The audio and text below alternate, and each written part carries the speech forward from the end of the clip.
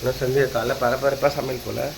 ரொம்ப டைம் ஆகிடுச்சு. எல்லாத்துக்கும் கோல்டு வந்து ஹெவியாக சாப்பிட்டு போட்டு மணி 8 ஆகிடுச்சா. எனக்கு குழம்பு பண்ண முடியாதுன்னு நினைக்கிறேன்.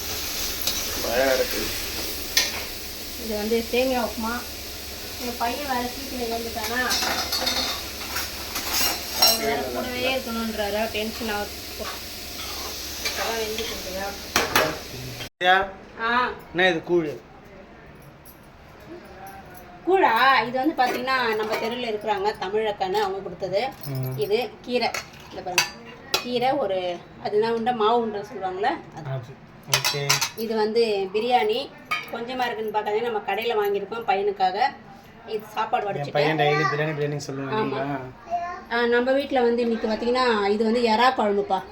எறா மட்டும் இல்லை, எல்லாமே போட்டிருக்கோம். முருங்கைக்காய் உருளைக்கிழங்கு போட்டு எறா குழம்பு. கொஞ்சம் எறா வந்து நம்ம எடுத்து வறுத்துட்டோம். இது பாருங்க, தெரியுதா, வறுத்தாச்சு.